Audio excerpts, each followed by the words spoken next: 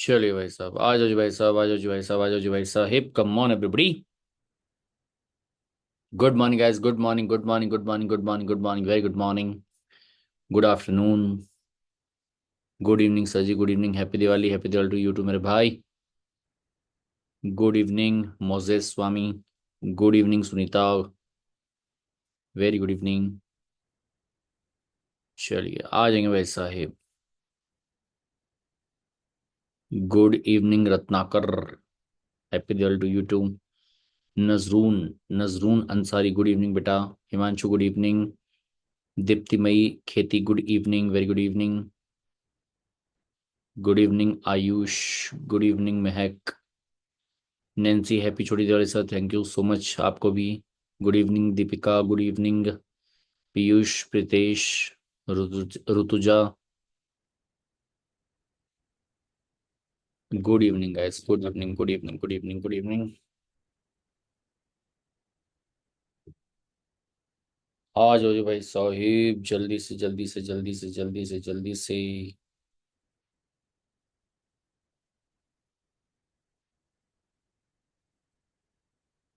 चलिए। Good evening, good evening. Happy Chhoti Diwali to you too Chaman Mishra. Monday के lecture upload करो ना यूट्यूब पर। मंडे का लेक्चर जो है वो तो अपलोड हो गया होगा ना बेटा? अपलोडेड है।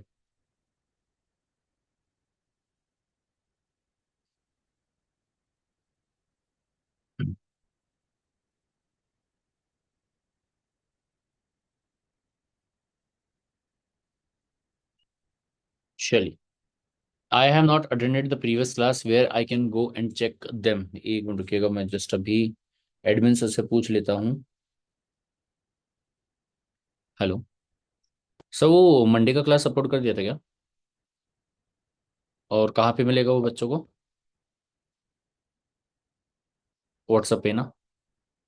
Okay okay. ओके ठीक है ना सर, डन। हाँ जी हाँ जी, ओके सर। चलिए भाई साहब, सबसे पहली बात तो ये कि जो भी आपके लेक्चर्स हैं, गलती से अगर आपसे मान लीजिए मिस हो जाते हैं, आप लाइव अटेंड नहीं कर पाते हैं, तो ऐसे केस में जो आपका क्या बोलेंगे इस चीज को, व्हाट्सएप का जो डिस्क्रिप्शन आपको दिया हुआ है ना, उस डिस्क्रिप्शन पे अगर आप जाओगे तो वहीं पे ही आपको ऑलरेडी जो आपका डिस्क्रिप्शन है वहां पे जो लिंक है वो आपको वहां पे दिया हुआ है, ठीक है। तो अगर सिंपल तरीके से आप वो लिंक के ऊपर क्लिक करते हैं तो आपकी जो क्लासेस है वो वहां पे आपको दिख जाएंगी। एक मिनट रुकिएगा।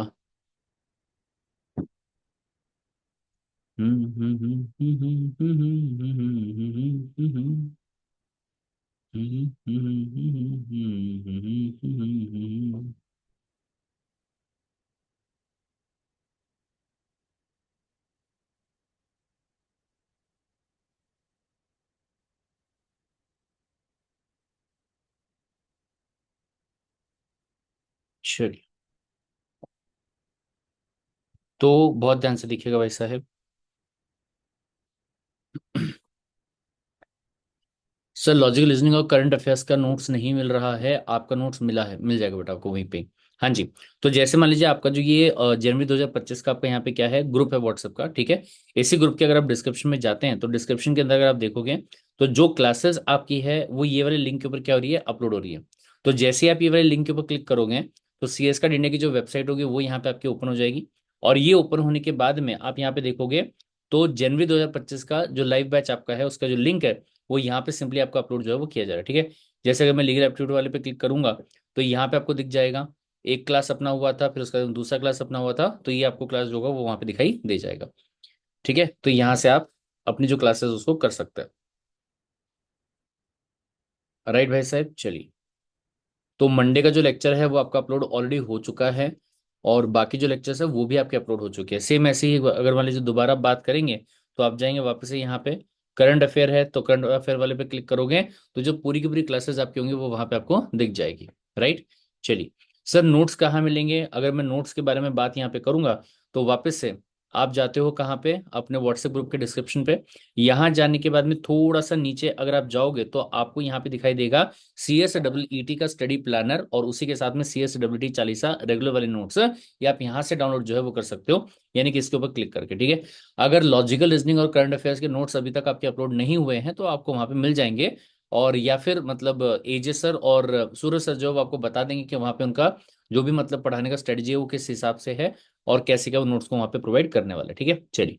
तो इसी के साथ में मेरे भाई बिना टाइम को वेस्ट किए लेट अस मूव अहेड, बढ़ते हैं आगे और बात करेंगे हमारे अगले वाले टॉपिक के बारे में। जो नेक्स्ट टॉपिक आपका यहाँ पे आ रहा है, नाम क्या दिया गया सब बोले, जुडिशियल सिस्टम इन इंडिया। क्या नाम दिया गया भाई साहब? Judicial system in India. ठीक है, तो हमारे कंट्री में जुडिशियल सिस्टम मतलब ऐसा सिस्टम जो कि बोले वैसा कोर्ट्स का सिस्टम बोल दीजिएगा, या जो जस्टिस प्रोवाइड करने का काम करता है उसके बारे में बात जो आप यहाँ पे कर लीजिएगा। तो सबसे बड़ा नेशनल लेवल पे जो आपकी अथॉरिटी है उसे नाम क्या दिया गया है? सुप्रीम कोर्ट का नाम जो है वो यहाँ पे आपका दिया गया। ठीक है, अगर मैं सुप्रीम कोर्ट के बारे में बात करूंगा तो ये बोले भाई साहब आपका क्या है? एपेक्स कोर्ट है। सर एपेक्स का मतलब यहाँ पे क्या होगा? सबसे बड़ा। ठीक है, it is the biggest judicial body of India. हमारे कंट्री में अगर अपन बात करेंगे तो इससे बड़ी कोई और जुडिशियल बॉडी है ही नहीं, आप ऐसे यहाँ पे मान के चल लीजिएगा। ठीक है, सर पूरे कंट्री में अगर बात करी जाएगी तो एक ही आपका क्या है? सुप्रीम कोर्ट है। उसके ऊपर मतलब ऑब्वियसली बात है वैसे, जब पूरे कंट्री में ही आपका एक रहेगा तो एक ही सुप्रीम कोर्ट आपका यहाँ पे है, जो कि कहाँ पे है? दिल्ली में है। May have benches in the other part of India. इसका मतलब क्या हुआ कि अगर आप चाहे मतलब सुप्रीम कोर्ट अगर चाहे तो इंडिया के बाकी पार्ट्स में जैसे इलाहाबाद में, मे बी मुंबई में, या कहीं और अगर आपको लगता है कि किसी केस को स्पेशली रिजॉल्व करने के लिए वहां पे होना जरूरी है तो आप क्या कर सकते हैं? आप वहां पे भी अपनी बेंच को यानी कि पीठ जो होगी ना उसको स्टैब्लिश करने का काम जो होगा वो बोले भाई साहब आप वहां पे कर सकते हैं। अगर मैं यहाँ पे सुप्रीम कोर्ट के कंपोजिशन के बारे में बात करूं कि बोले भाई साहब कितने जजेस जो है वो यहाँ पे आपके होने चाहिए, तो एक तो यहाँ पे आपका रहेगा चीफ जस्टिस, मतलब सबसे बड़े वाला जज। और जो सुप्रीम कोर्ट का सबसे बड़ा जज होगा ना उसे क्या कहा जाएगा? चीफ जस्टिस ऑफ इंडिया का नाम जो होगा वो आप यहाँ पे दे दीजिएगा। क्या कहलाएगा? Chief justice of India. Right, बोल ठीक है सर। सर एक बात ध्यान रखिएगा कि फिलहाल वैसे तो अगर मैं बात करूंगा तो जो आपके 50th chief justice of India है उनका नाम क्या है? DY चंद्रचूड़, चंद्रचूड़ सिंह। ठीक है, ये उनका नाम है। और हालांकि अभी बोले भाई साहब इनका जो कार्यभार है वो अगले साल से, यानी कि आप ये लगा लीजिएगा कि जनवरी तक मेरे ख्याल से काम हो जाना चाहिए। बट यहाँ पे आपके बोले 51st CJI जो है वो भी आपके यहाँ पे आ चुके हैं, जिनका नाम जो है वो यहाँ पे क्या है? Sanjay Sinha ji, Sanjay Sinha. Got the point. तो ये बोले भाई साहब आपके क्या है? 51st वाले चीफ जस्टिस ऑफ इंडिया जो है वो बनने वाले हैं। और कुल मिला के इनके अलावा 33 अदर जजेस जो है वो भी आपके हो सकते हैं। यानी कि अगर मैं टोटल यहाँ पे जजेस के बारे में बात करूंगा जो सुप्रीम कोर्ट में आपके अपॉइंट किए जाते हैं वो कितने हो सकते हैं? मैक्सिमम 34 जो है वो यहाँ पे आपके हो सकते हैं।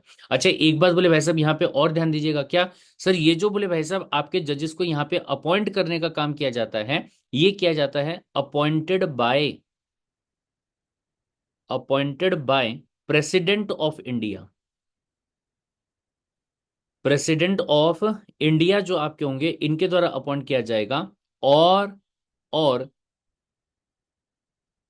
और by his nominee, by his nominee. ठीक है, तो बोले पैसा उनका जो नॉमिनी वगैरह होगा उनके द्वारा अपॉइंट किया जाएगा। सर 33 है या फिर 34 है?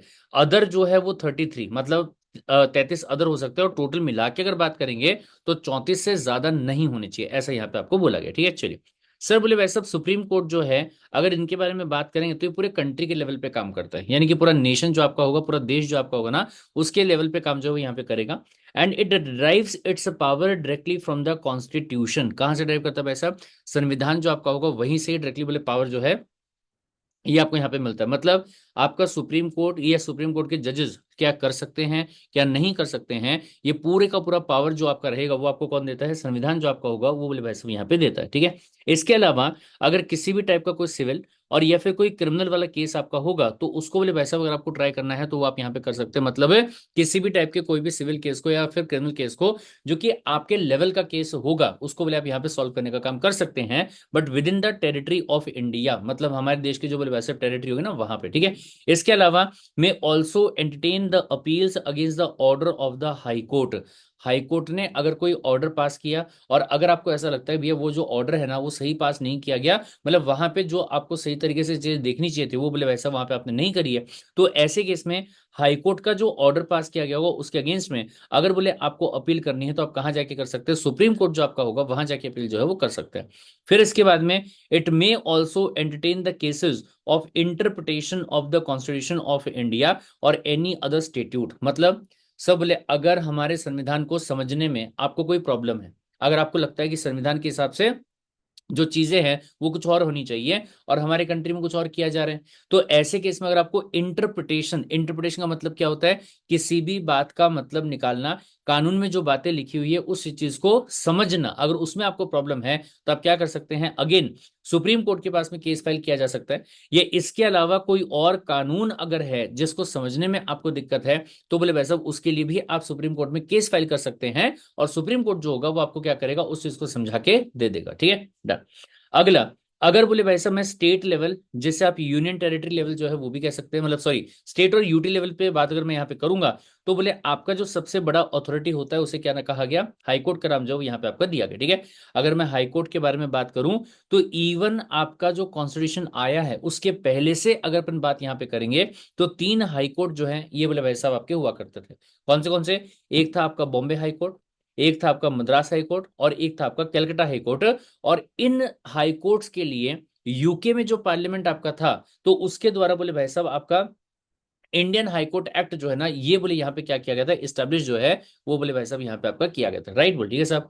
लेकिन अगर मैं फिलहाल हमारे कंट्री में बात करूंगा आजादी के बाद में और आज की डेट के हिसाब से, तो कुल मिला के 25 हाईकोर्ट्स हैं, जिसमें से एक हाईकोर्ट जो है वो दिल्ली को रिप्रेजेंट करने का काम करता है। उसके अलावा 24 ऐसे हाईकोर्ट्स हैं जो कि बोले भाई साहब अदर स्टेट्स के अंदर और यूटी के अंदर क्या किए गए, एस्टेब्लिश जो है वो किए गए। ठीक है, और इन 24 में से 3 हाईकोर्ट्स ऐसे हैं जो कि एक से ज्यादा स्टेट और या फिर यूनियन टेरिटरी को रिप्रेजेंट करने का काम करता है, और बाकी 21 हाईकोर्ट्स ऐसे हैं जो कि किसी न किसी स्टेट और यूटी को रिप्रेजेंट करने का काम जो वो यहाँ पे करता है।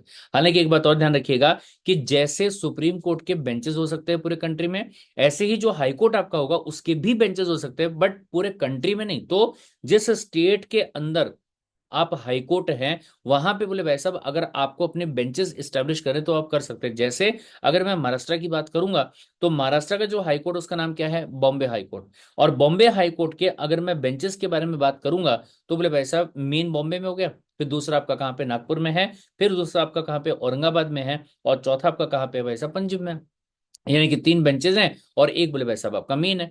फिर इसके बाद में अगर मैं कंपोजिशन के बारे में बात यहाँ पे करूं कि बोले भाई साहब आपका जो हाई कोर्ट है इसमें कौन कौन आता है, तो सबसे पहली बात, एक यहाँ पे आपका आएगा chief justice of the high court. ठीक है, यानी कि हाई कोर्ट का सबसे बड़े वाला जज है। और अगर आप चाहे तो इनको बोले chief justice of the state का नाम जो होगा ना, ये भी बोले आप यहाँ पे दे सकते हैं। और इसके अलावा बाकी जो अदर जजेस आपके होंगे ये भी हो सकता है, इसमें भी दिक्कत नहीं है, बोल ठीक है साहब।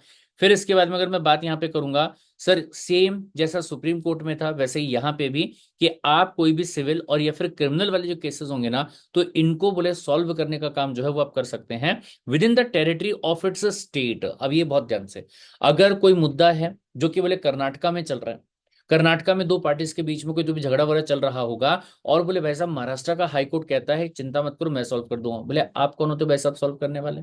जब मुद्दा कर्नाटका का है तो कर्नाटका का जो भी बोले भाई साहब आपका हाईकोर्ट होगा, वहां पे बोले चीजें जो सॉल्व की जाएंगी।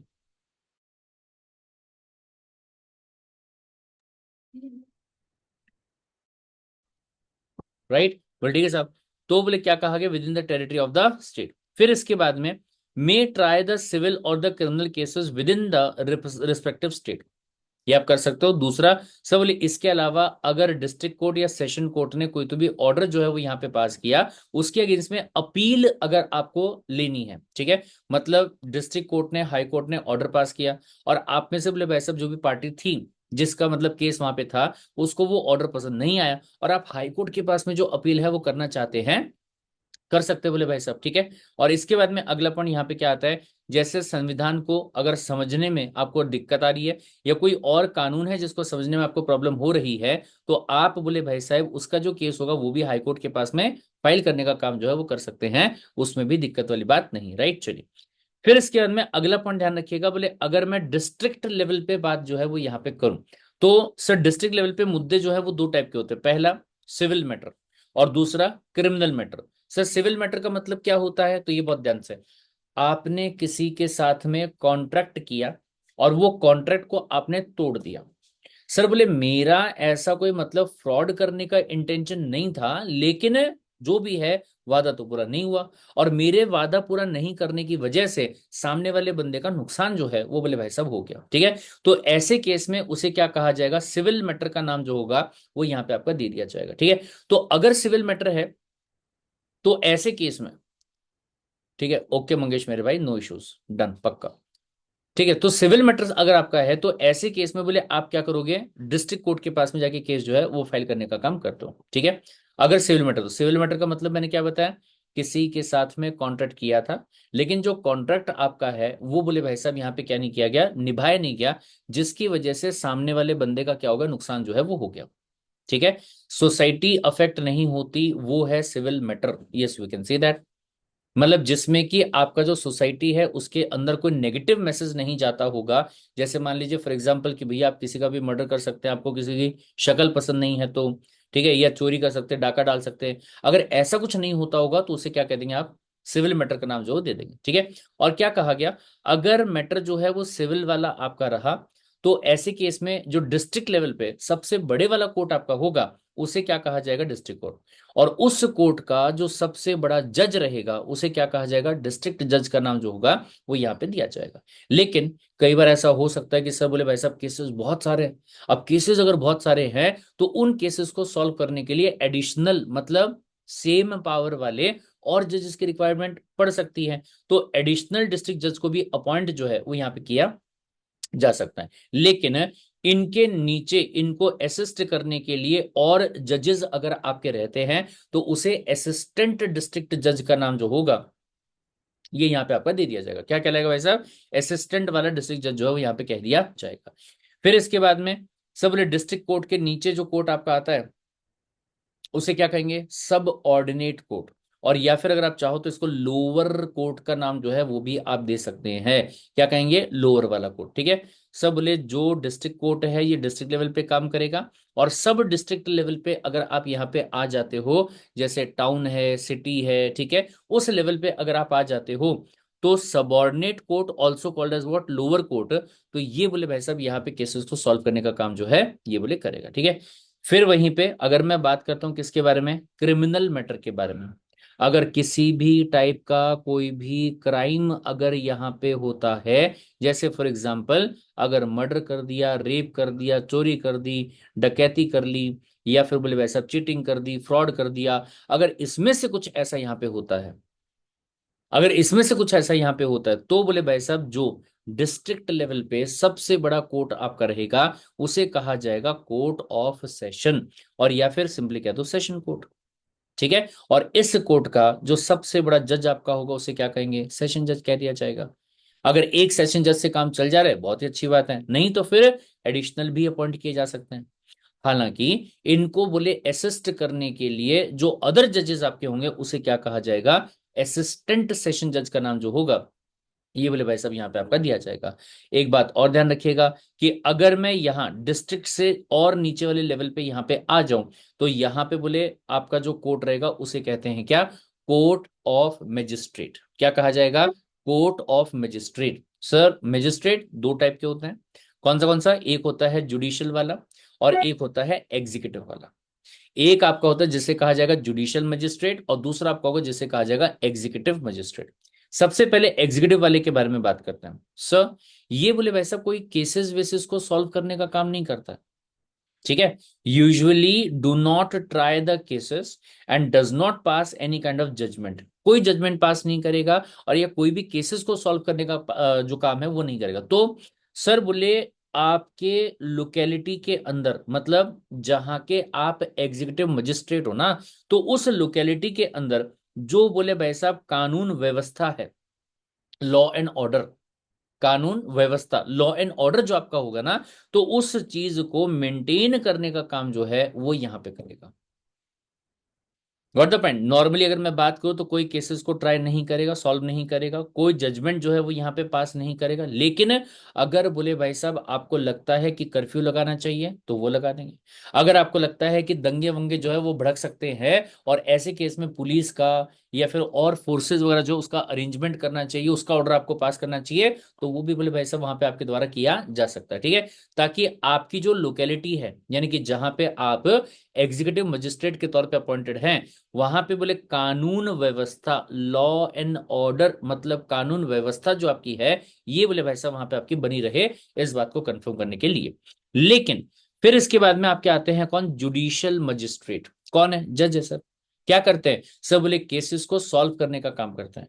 अगर मैं जुडिशियल मजिस्ट्रेट के बारे में बात करूंगा, they have all the rights, पूरा अधिकार है बोले आपके पास, all the rights to try the criminal cases. किसी भी टाइप का कोई क्रिमिनल केस अगर होगा, उसको ट्राई, ट्राई करने का मतलब क्या हो भैया, ट्राई करने का मतलब क्या हुआ, बोले डिस्प्यूट को रिजॉल्व करना, एविडेंसेस के बेसिस पे, सबूतों के बिना पर ये पता लगाना कि जिस बंदे पे इल्जाम लगाया गया है, जो बंदा एक्यूज्ड है, क्या उस बंदे ने सही में कांड किया है, और अगर हाँ, तो उस बंदे को सजा जो है वो सुनाना, जुडिशियल कस्टडी में भेजना, उसके ऊपर जुर्माना लगाना, उसको बोले इम्प्रिजनमेंट करवाना, मतलब जेल करवाना, और या फिर बोले वैसे उस बंदे को लाइफ इम्प्रिजनमेंट के अलावा डेथ की पनिशमेंट जो है वो यहाँ पे देना। ठीक है, अब अगर मैं जुडिशियल मजिस्ट्रेट के टाइप के बारे में बात यहाँ पे करूं, तो कुल मिला के बोले वैसे अब 1, 2, 3 और 4 टाइप के होते हैं। कौन से, पहला फर्स्ट क्लास वाला जुडिशियल मजिस्ट्रेट, दूसरा सेकंड क्लास वाला जुडिशियल मजिस्ट्रेट, तीसरा चीफ जुडिशियल मजिस्ट्रेट, और चौथा city metropolitan magistrate. Got the point, 4 type के आपके यहाँ पे रहते हैं। लेकिन सब बोले इनमें से किसके पास में केस जाएगा, तो कहा गया डिपेंड करता है कि क्राइम कौन सा किया गया, डिपेंड करता है कि पनिशमेंट कौन से टाइप की दी गई है, उसके बेसिस पे डिपेंड करेगा कि जो केस आपका होगा वो बोले कौन से मजिस्ट्रेट के पास में जाएगा, और कौन सा मजिस्ट्रेट उस चीज के ऊपर जो अपना डिसीजन होगा वो बोले भाई साहब वहां पे देने वाला होगा, ये वहां पे डिसाइड जो है वो किया जाएगा। अंडरस्टूड द पॉइंट भाई साहब, ये समझ में आया क्या? एक एग्जांपल यहाँ पे मैं आपको देता हूँ। आपको पता है इनमें से किसी भी कोर्ट के पास में अथॉरिटी नहीं है कि आप किसी को सजाए मौत जो है वो दे दो। मतलब अगर किसी बंदे ने ऐसा कोई गुनाह किया होगा जिसमें कि बोले भाई साहब कानून कहता है कि उसको तो फांसी पे चढ़ा दो, जान से मार दो बोले भाई साहब इस बंदे को, ठीक है, तो इनमें से किसी के पास भी केस नहीं जाएगा, तो सर केस सीधा आपका चला जाएगा कहां पे, सेशन कोर्ट के पास। और सेशन कोर्ट को भी कहा गया है कि आप ऐसे ही किसी को फांसी की सजा नहीं सुना सकते जस्ट बिकॉज कि केस आपके पास में आया है। तो अगर आपको भी किसी को फांसी की सजा अगर सुनानी है ना, तो आपको हाई कोर्ट से पहले परमिशन लेनी पड़ेगी, सर मेरे पास में सो एंड सो केस है, और इस केस के अंदर जो बंदा है जिसके ऊपर इल्जाम लगा है, सब बोले लगभग प्रूव है कि भैया ये बंदे ने क्या किया है, कांड किया है बोले, तो आप बताइए कि क्या बोले मैं इसको फांसी की सजा जो है वो दे दूं क्या? अगर हाई कोर्ट अप्रूवल देता है, तो जो आपका सेशन कोर्ट होगा वो क्या कर सकता है, फांसी की सजा जो है वो दे सकता है, अदरवाइज नहीं दे पाएगा। सवाल ही पैदा नहीं होता, अदरवाइज बोले अलाउड ही नहीं है आपको ये वाला काम करने का। ये समझ में आया क्या भाई साहब, अंडरस्टूड द पॉइंट, बोल ठीक है साहब, चलिए। ठीक है, तो ये सब बातें जो इसको क्या करेंगे, ध्यान में रखेंगे। इस टॉपिक में किसी को भी कोई डाउट अगर है तो प्लीज मुझे आप बता दीजिएगा। ठीक है, जैसे Deepika, which chapter are you teaching, chapter number 1 चल रहा है बेटा, constitution of India. Ratnakar, sir supreme court को कोर्ट ऑफ रिकॉर्ड भी बोलते हैं क्या, यस, और अगर हाँ तो इसका क्या मतलब होता है? एंड हाई कोर्ट में अदर जजेस का नंबर फिक्स्ड नहीं है क्या, फिक्स्ड है। अगर हाई कोर्ट की बात आप करोगे तो उसमें भी नंबर फिक्स्ड है, लेकिन कितने काउंट करोगे मेरे भाई? कुल मिला के 29 स्टेट से हैं, 25 हाई कोर्ट से हैं तो कहाँ कहाँ पे काउंट करने बैठेंगे अपन, नहीं कर पाएंगे। और ना उसके बारे में एग्जाम में सवाल जो है वो आपको पूछा जाएगा। सर एडिशनल डिस्ट्रिक्ट या फिर सेशन जज परमानेंट होते हैं क्या? परमानेंट ही रहेंगे, ऐसा टाइम पास के लिए थोड़ी अपॉइंट करेंगे, एक काम कर ये केस पेंडिंग है ये सॉल्व कर और बाद में तू निकल बोले यहाँ से, ऐसा थोड़ी करेंगे, राइट। चलिए, ठीक है, सुप्रीम कोर्ट को कोर्ट ऑफ रिकॉर्ड कहा जाता है, द रीजन बीइंग है कि जो बातें आपके मतलब जो आपका डिसीजन सुप्रीम कोर्ट में पास किया गया होगा, तो उसका बकायदा जो आपका पूरा रिपोर्ट रहता है, जैसे AIR कहा जाता है, ऑल इंडिया रिपोर्ट, तो वो रिपोर्ट जो आपका है उसको मेंटेन करने का काम जो वो किया जाता है।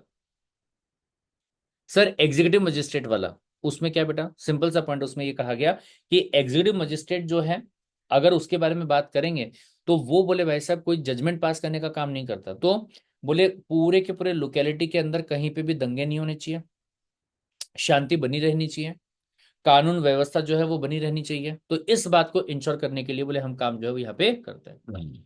ठीक है sir, there are 5 type of courts कह सकते हैं, वैसे तो और भी हैं। ठीक है, डिपेंड करता है कि कौन से पॉइंट ऑफ व्यू से बात आप यहाँ पे कर रहे हो। राइट, चलिए। मरियम सर प्लीज एक बार क्विक रिवीजन में सब एक्सप्लेन कर दो जो आपने पढ़ा है, फिर बेटा क्लास आगे कैसे बढ़ेगी।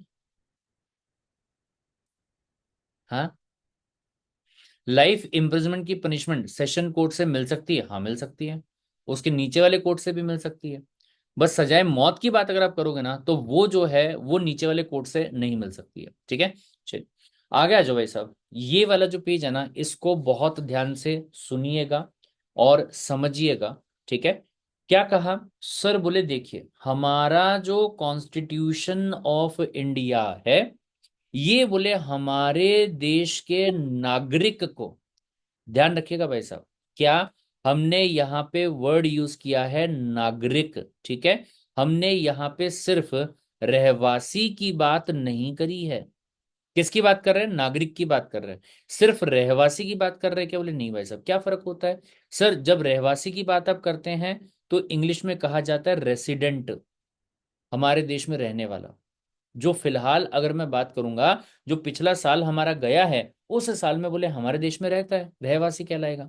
जरूरी नहीं कि वो बंदा हमारे कंट्री का क्या हो, नागरिक हो। और कई बार ऐसा भी हो सकता है कि कोई बंदा है जो कि हमारे कंट्री का सिटीजन है लेकिन वो बंदा हमारे कंट्री में नॉन रेसिडेंट है, तो he is called as what, NRI, Indian है बोले भाई साहब। ठीक है, मतलब he is a citizen of India, लेकिन सब पिछले एक फाइनेंशियल ईयर में वो 182 डेज के लिए इंडिया में नहीं रहा, तो उसको रेसिडेंट नहीं कहा जाएगा भाई साहब। ठीक है, खैर वो जो भी है, फिलहाल ये ध्यान दो कि हम यहाँ पे बात कर रहे हैं कि हमारे देश का जो नागरिक है उसको बोले भाई साहब पूछना मूलभूत अधिकार यहाँ पे प्रोवाइड करता है। कौन सा अधिकार, मूलभूत अधिकार, बोले तो फंडामेंटल राइट्स जो है ना वो बोले भाई साहब यहाँ पे प्रोवाइड जो है वो करता है। ठीक है, किसके अगेंस्ट में, तो बोले भाई साहब सबसे पहले स्टेट के अगेंस्ट में। अच्छा सर ये स्टेट का मतलब क्या होता है, कौन से स्टेट की बात करो, महाराष्ट्र, आंध्र प्रदेश, कर्नाटका, पंजाब, ध्यान से सुनो। यहाँ पे स्टेट का मतलब सीधा सीधा है सरकार, सीधा सीधा मतलब कौन सी सरकार, कोई भी टाइप की कोई भी सरकार होगी। ठीक है, कोई भी टाइप की कोई भी गवर्नमेंट मिनिस्ट्री होगी, कोई भी टाइप की कुछ भी क्यों ना हो। ठीक है, तो उसके अगेंस्ट में हमें फंडामेंटल अधिकार जो है वो बोले भाई साहब यहाँ पे दिए गए हैं। और इवन अगर कोई स्टेट की एजेंसी है, स्टेट की इंस्ट्रूमेंटलिटी, सर ये इंस्ट्रूमेंटलिटी का मतलब यहाँ पे क्या हो गया सर, ऐसी कोई भी चीज जिसके जरिए सरकार अपना काम करती है, इंस्ट्रूमेंटलिटी कहलाएगा। ठीक है, या फिर स्टेट की एजेंसी जो है वो आप यहां पे कह दीजिएगा। राइट, तो इंस्ट्रूमेंटलिटी और the agency of the state जो आपका होगा तो वो बोले भाई साहब यहाँ पे ये काम जो है वो कर सकता है। मतलब उसके अगेंस्ट में अधिकार जो होगा वो अवेलेबल आपका रहेगा। अब सवाल यहाँ पे सबसे पहले सबसे बड़ा सवाल आता है, ये नागरिक जो है वो कौन से बंदे को कहा जाएगा।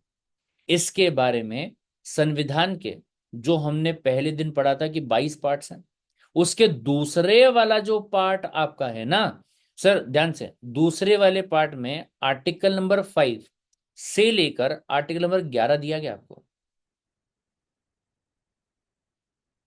कहां से कहां तक दिया गया है, आर्टिकल नंबर 5 से लेके आर्टिकल नंबर 11 जो आपका है ना वहां तक आपको दिया गया है। और ये सारी की सारी जो पॉइंट यहां पे दिए गए सब सिटीजन के बारे में बात करता है। उसमें से अगर मैं डेफिनेशन के बारे में बात करूं तो आर्टिकल नंबर 5 में आपको बताया गया क्या कि भाई साहब सिटीजन किसको कहा जाएगा, तो ध्यान से, सिटीजन ऑफ इंडिया की बात अगर आप करोगे तो ऐसा बंदा जो कि सबसे पहली बात तो नेचुरल बंदा होना चाहिए। क्या होना चाहिए, नेचुरल पर्सन, मतलब आपके जैसा दिखने वाला, मेरे जैसा दिखने वाला। ठीक है, born by the natural process of the birth. हमारे कंट्री की 140 करोड़ की जो जनता है वो क्या है, नेचुरल पर्सन है सर। तो कौन नहीं होना चाहिए, बोले आर्टिफिशियल पर्सन जो होगा ना इसको बोले कभी भी सिटीजन ऑफ इंडिया यानी कि भारत का नागरिक होने का अधिकार जो है वो मिलने वाला नहीं होगा, ये ध्यान रखिएगा। सर आर्टिफिशियल पर्सन बोले तो कंपनी की बात कीजिएगा, एलएलपी की बात कीजिएगा, कोई बिजनेस ऑर्गेनाइजेशन जो आपका होता है ना उसके बारे में बात कीजिएगा। ठीक है, जिसको कि कानून का प्रोसीजर फॉलो करके फिर बोले भाई साहब क्या किया गया होगा, बनाया गया होगा। Got the point. तो बोले भाई साहब अगर मान लीजिए फॉर एग्जाम्पल मैं बात करूं, तो सिटीजन ऑफ इंडिया होने के लिए सबसे पहली कंडीशन क्या है कि आपका नेचुरल पर्सन होना क्या है, जरूरी है। You should be a natural person, पहली बात। ठीक है। और दूसरी बात अगर मैं बात करूंगा, तो उस बंदे का डोमिसाइल जो है ना, वो भी बोले भाई साहब इंडिया में होना चाहिए। सर डोमिसाइल का मतलब क्या हो गया? आम तौर पे बोले मेरा जो रहना है वो इंडिया में ही है, मेरा जो सेंटर ऑफ इकोनॉमिक इंटरेस्ट है वो बोले इंडिया में ही है, मेरी रोजी रोटी जो मैं कमाता हूं वो मैं इंडिया से ही कमाता हूं। ठीक है।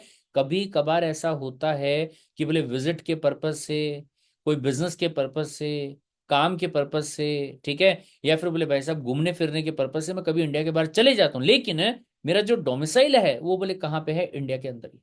ठीक है।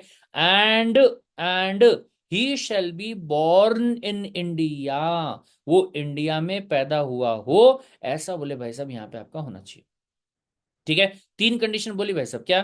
पहली बात नेचुरल पर्सन होना चाहिए, दूसरी बात बोले भाई साहब उसका डोमिसाइल इंडिया में होना चाहिए, और तीसरी जो बात है ना, क्या कहा, वो बंदा इंडिया में पैदा हुआ था। लेकिन अगर कोई बंदा इंडिया में पैदा नहीं हुआ था, कोई बात नहीं, आपके मम्मी और आपके पापा, इधर ऑफ द पेरेंट्स बोले, दोनों की भी जरूरत नहीं, इधर।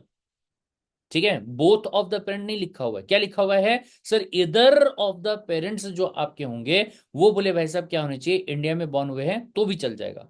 मतलब अगर आप इंडिया में पैदा नहीं हुए, यस, विराट कोहली का बेटा लंदन में पैदा हुआ बोले भाई साहब, ठीक है, भले ही वो लंदन में पैदा हो, लेकिन अगर आपके मम्मी और या फिर आपके पापा, अब जैसे कटरीना कैफ और विक्की कौशल, ठीक है, अब कटरीना कैफ बोले वैसे इंडिया के बाहर की है, इंडिया की सिटीजन नहीं है। ठीक है। और लेकिन अगर मान लीजिए फॉर एग्जांपल आपका जो लड़का पैदा हो रहा है या बच्चा पैदा हो रहा है वो इंडिया के बाहर पैदा हुआ, पर विक्की भैया कहाँ पे पैदा हुए थे, इंडिया में पैदा हुए थे, तो ऐसे केस में वो जो बच्चा पैदा होगा वो भी कहाँ का सिटीजन मान के चला जाएगा, इंडिया का ही सिटीजन जो है वो मान के चल लिया जाएगा। गॉट द पॉइंट बोलिए साहब। लेकिन सर अगर ऐसा भी नहीं हुआ था तो बोले भाई साहेब अगर कोई बंदा इस कॉन्स्टिट्यूशन ऑफ इंडिया के लागू होने से पहले, कमेंसमेंट से पहले, यानी कि लागू होने से पहले 5 साल से, यानी कि 26 जनवरी 1950 के पहले से 5 साल से बोले अगर आप इंडिया में रह रहे थे, फिर चाहे कोई फर्क नहीं पड़ता आप इंडिया में पैदा हुए कि नहीं हुए, आपके मम्मी या पापा दोनों जो है वो इंडिया में पैदा हुए कि नहीं हुए, कोई फर्क नहीं पड़ता, उसके बावजूद बोले भाई साहब आपको क्या मान लिया जाएगा, सिटीजन ऑफ इंडिया जो है वो मान के चल लिया जाएगा। ठीक है। लेकिन इसके अलावा एक बात और यहाँ पे ध्यान रखिएगा, सिटीजनशिप एक्ट, इसके बारे में मैंने यहाँ पे क्यों लिखा, क्योंकि बोले भाई साहब आज के जमाने में अगर देखेंगे, या अभी रिसेंटली अगर मैं बात करूंगा, तो CAA, सिटीजनशिप अमेंडमेंट एक्ट जो है, तो ये बोले भाई साहब बहुत ज्यादा मार्केट के अंदर क्या है, बोले भाई साहब नाम जो है वो बना रहा है। ठीक है। काफी चर्चा जो इस चीज के बारे में हो रही है। तो इसके हिसाब से अगर मैं बात करूं, क्या कहा गया, अगर जो माइनॉरिटी है, बच्चों की बात नहीं कर रहे, माइनॉरिटी मतलब अल्पसंख्यक, जिनका हमारी कंट्री में जो नंबर है वो क्या है, कम है। ठीक है। वो क्या होगा, अल्पसंख्यक।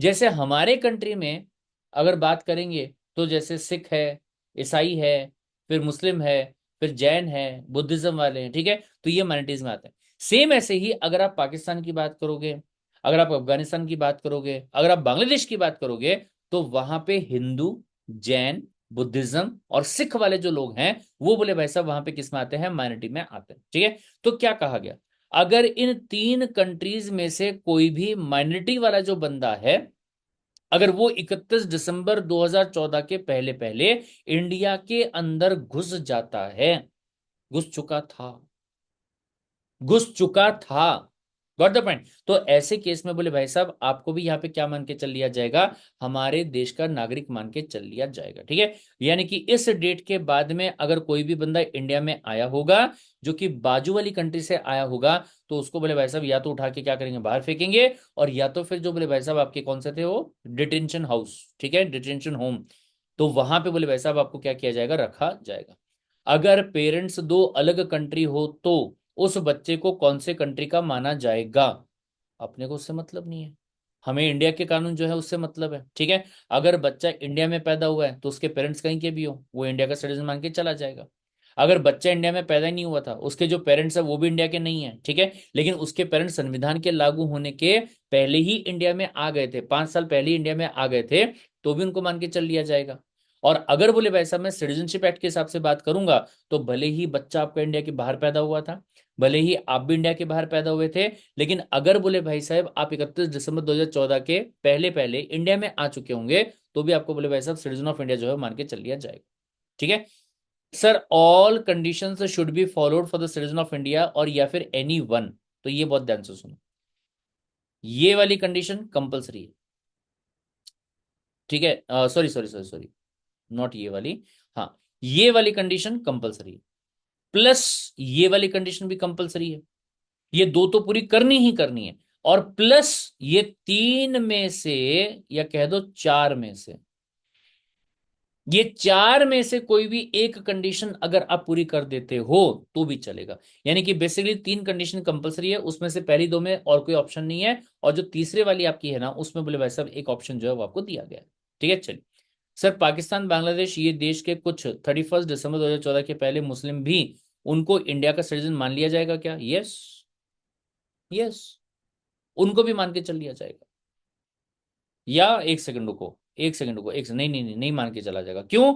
क्योंकि यहां पे बात कर रहे किसके बारे में? माइनॉरिटीज के बारे में, जो अल्पसंख्यक होंगे। ठीक है, अगर मैं बांग्लादेश के मुस्लिम्स के बारे में बात करूंगा, तो वो अल्पसंख्यक थोड़ी है, वो तो वहां पे मेजोरिटी में काउंट होते हैं, तो उनको नहीं मान के चला जाएगा।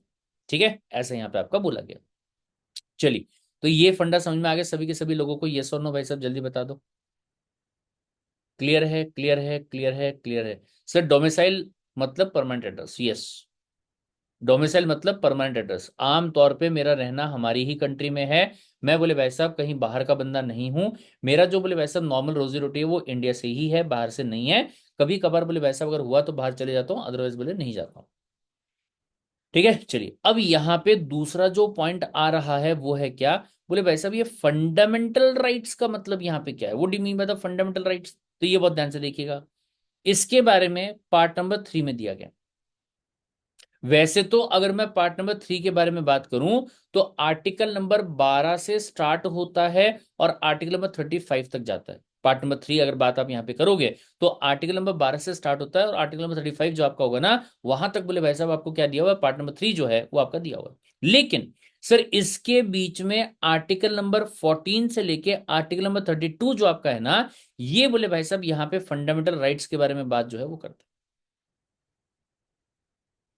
कहां से कहां तक? आर्टिकल नंबर 14 से लेके आर्टिकल नंबर 32 जो आपका होगा, ये बोले भाई साहब बात करता है किसके बारे में? फंडामेंटल राइट्स के बारे में। और क्या कहता है सर? छह अलग अलग टाइप के फंडामेंटल वाले जो राइट्स है ना, वो बोले भाई साहब आपको यहाँ पे दिए गए हैं पार्ट नंबर 3 में, आर्टिकल नंबर 14 से लेके कहां तक? 32 तक। Got the point? बोल ठीक है साहब। चलिए सर, कौन से? सबसे पहले अगर मैं बात करूंगा तो आपको दिया गया राइट ऑफ इक्वालिटी, समानता का अधिकार जो है वो बोले भाई साहब आपको यहाँ पे दिया गया। ठीक है, जिसके बारे में आपको दिया गया है आर्टिकल नंबर 14 से लेके 18 तक, कुल मिला के 5 आर्टिकल्स यहाँ पे हैं जो कि समानता की बात करते हैं। कानून की नजरों में सभी को बोले एक समान मान के चला जाएगा, सभी को एक समान अधिकार जो है वो दिया जाएगा, हर जगह पे कहीं पे भी अगर बात करेंगे तो। ठीक है, दूसरा सर बोले आपको यहाँ पे जो दूसरी कैटेगरी का फंडामेंटल राइट दिया गया है वो है कौन सा? राइट ऑफ द फ्रीडम, आजादी का अधिकार दिया गया। इसके बारे में भी अगर अपन बात यहां पे करेंगे, तो 5 बातें जो है वो बोली गई हैं। Article number 19, article number 20, article number 21, article number 21A, और आर्टिकल नंबर कौन सा? 22। ठीक है, तो 5 बातें जो हैं ये बोले भाई साहब आपको यहाँ पे दी गई। फिर इसके बाद में आपको अधिकार दिया गया है राइट अगेंस्ट एक्सप्लॉयटेशन। एक्सप्लॉयटेशन का मतलब क्या होता है सर? बोले शोषण, किसी भी बंदे का शोषण नहीं किया जाना चाहिए, किसी भी कम्युनिटी का शोषण नहीं किया जाना चाहिए। सर वो जो केजीएफ वगैरह मूवीज में दिखाते हैं कि बोले गांव से बोले लोगों को उठा के लेके आ गए और उनसे बोले मजदूरी करवा रहे, ये कर रहे, वो कर रहे, फलाना कर रहे, ढिमका कर रहे, तो ये सब चीजें जो है वो बोले भाई साहब अलाउड नहीं होगा। ठीक है, तो शोषण के अगेंस्ट में यहाँ पे अधिकार जो है उसके बारे में बात यहाँ पे करी गई, जो कि आपको आर्टिकल 23 और 24 जो है वो यहाँ पे आपको दिया गया। फिर इसके बाद में अगर मैं बात यहां पे करूंगा, तो right of freedom of religion, धर्म का जो अधिकार आपका है, धर्म की आजादी जो है वो आपको यहां पे दी गई। क्या कहा गया? बोले वैसे देखिए, कल हमने पढ़ा था कि हमारी कंट्री क्या है? सेक्युलर है। सेक्युलर होने का मतलब क्या है? बोले भाई साहब धर्म के मामले में हमारी कंट्री निरपेक्ष है। मतलब हमारी कंट्री का कोई धर्म नहीं है। मतलब हमारी कंट्री में कोई भी आदमी किसी भी धर्म का पालन कर रहा है। आप कोई भी धर्म को फॉलो कर रहे हो, आप कौन से धर्म में पैदा हुए थे, और अपने धर्म को संभालने के लिए आपको जो करना है करो, कोई दिक्कत वाली बात नहीं, कोई रोक टोक नहीं है। तो धर्म को लेके आपको यहाँ पे कुछ आजादी दी गई है। अब इसके बारे में 25, 26, 27 और 28 चार बातें जो हैं वो यहाँ पे आपको बोली गई। यहाँ पे अगर आप देखो तो दो बातें बोली गई। फिर इसके बाद में सर बोले आपको यहां पे दिया गया, बोले cultural and educational right of the minorities. Sir minorities का मतलब क्या होता है? अल्पसंख्यक, जिनके नंबर क्या है, कम है। अगेन वापस है, हमारी कंट्री के हिसाब से अगर मैं बात यहां पे करूंगा तो जैन, बुद्धिज्म वाले, फिर उसके बाद में आपका क्या बोलेंगे इस चीज को, सिख, फिर ईसाई, फिर जूइश, फिर मुस्लिम, ठीक है, फिर पारसी, फिर ये सब जो लोग बोले भाई साहब आपके हैं ना, इनको कहा गया कि पूरी कंट्री में कहीं पे भी आप अपने कल्चर को फॉलो करो, कोई दिक्कत वाली बात। पूरी कंट्री में कहीं पे भी अगर आपको अपने खुद के जो एजुकेशनल इंस्टीट्यूशंस वगैरह हैं वो बोले अगर आपको इस्टेब्लिश करने हैं, ठीक है, बनाओ, कोई प्रॉब्लम वाली बात नहीं है। कॉन्वेंट स्कूल बनाने हैं, मिशनरी स्कूल बनानी है, मदरसाज आपको इस्टेब्लिश करने हैं, करो बोले, वैसे कोई दिक्कत वाली बात नहीं है। ऐसा यहाँ पे आपको बोला गया आर्टिकल नंबर 29 और 30 में, यानी कि कुल मिला के दो बातें जो हैं वो आपको यहाँ पे दी गई। फिर इसके बाद में ये ध्यान से सुनिएगा, पहले पुराने जमाने में ऐसा था कि आपको ना राइट टू प्रॉपर्टी का जो राइट था ना, ये भी फंडामेंटल राइट के तौर पे दिया गया था। कहां? आर्टिकल नंबर 31 में। हालांकि इसको बाद में क्या कर दिया गया, हटा दिया गया। It was omitted, it was omitted. Got the point. इसको बोले भाई साहब एबोलिश कर दिया गया, कब? Bye 44th amendment in 1978। Sir क्यों ऐसा?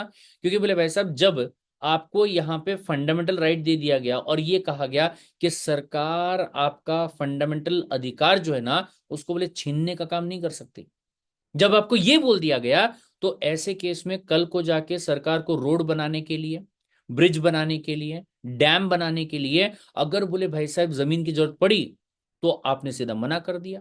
आपने कहा हम ना बेच रहे अपनी जमीन, तो उसके वजह से रोड ना बन रहे, डैम ना बन रहा, ब्रिज ना बन रहे, इंफ्रास्ट्रक्चर का डेवलपमेंट ना हो रहा। Got the point. अगर ये सब चीजें नहीं हो रही तो ऐसे केस में बोले भाई साहब देश की तरक्की जो है वो कैसे होगी, हो ही नहीं पाएगी।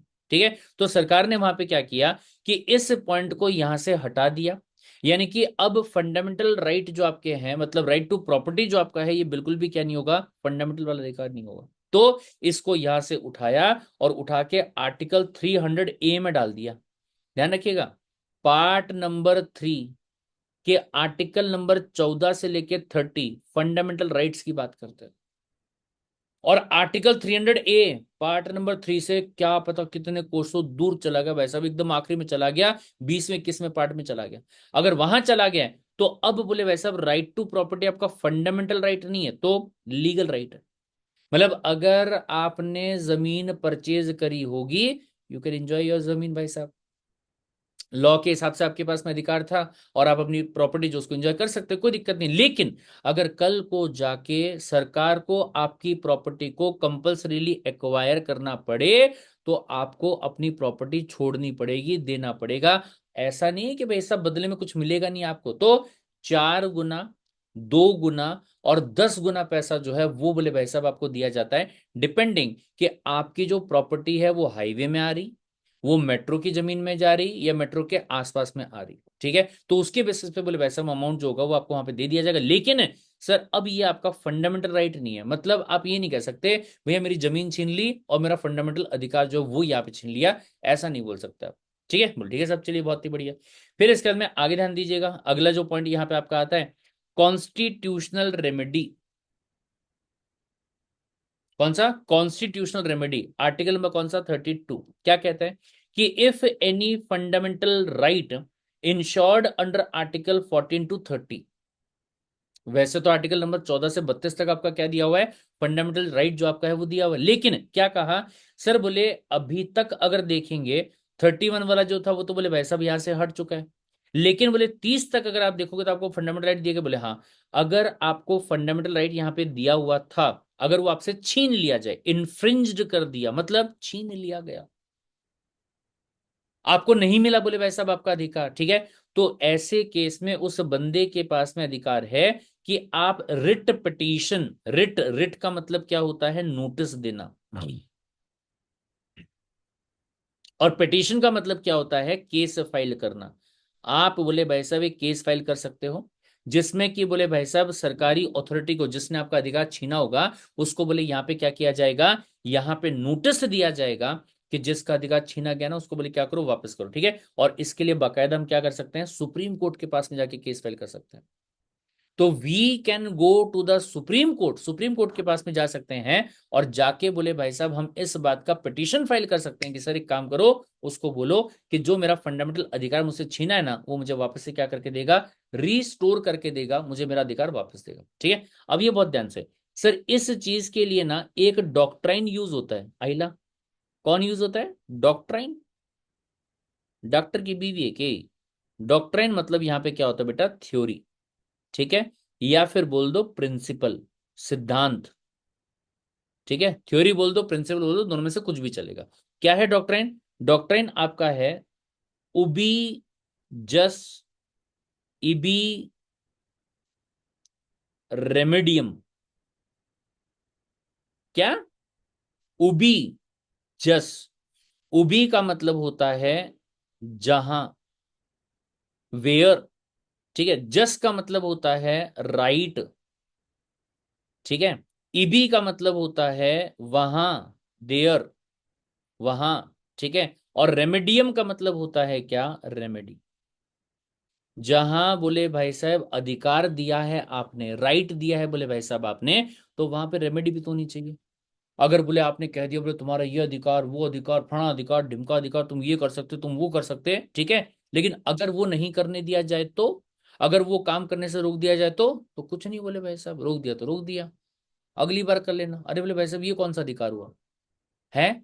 अगर अधिकार हमारा यहाँ पे क्रिएट किया जा रहा है तो ऐसा भी तो प्रावधान होना चाहिए ना कि अगर इन अधिकारों को छीनने की कोशिश करी जाए तो कोई ना कोई सॉल्यूशन भी वहां पे होना चाहिए, there should be some remedy also, कोई सॉल्यूशन, कोई रेमेडी वगैरह जो आपका होगा वो भी तो होना चाहिए ना, बोले भाई साहब मजाक थोड़ी चल रहा है यहाँ पे, ये समझा। तो उबी जस इबी रेमेडियम, जहां राइट है तो वहां पे रेमेडी जो है वो भी आपका होना चाहिए। उसके बेसिस पे आपका जो ये कॉन्स्टिट्यूशनल रेमेडी है आर्टिकल 32 के हिसाब से, ये बोले भाई साहब यहाँ पे आपको दिया गया है। अंडरस्टूड द पॉइंट भाई साहब, ये समझ में आया क्या, हाँ और या फिर नहीं। सब फंडामेंटल राइट कोई वॉलेशन कोई नॉर्मल इंडिविजुअल ने किया तो उसे अगेंस्ट रिट पिटिशन फाइल नहीं कर सकते, उसके अगेंस्ट क्यों करोगे, उसने थोड़ी बोला था आपको कि भैया मेरे अगेंस्ट में तुम्हारे पास में फंडामेंटल राइट है।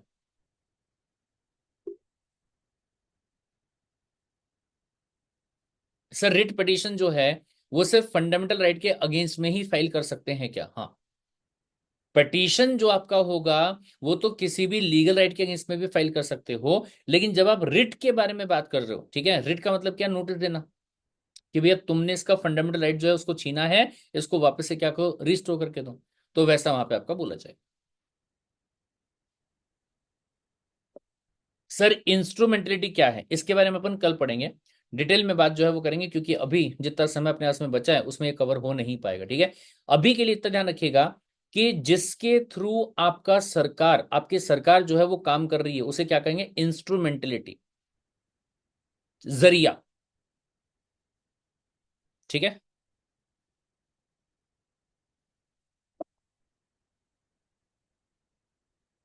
दीपिका डाउट पूछना पड़ेगा बेटा। चलिए यहां तक जो भी पढ़ा उसमें कोई डाउट है तो बताओ।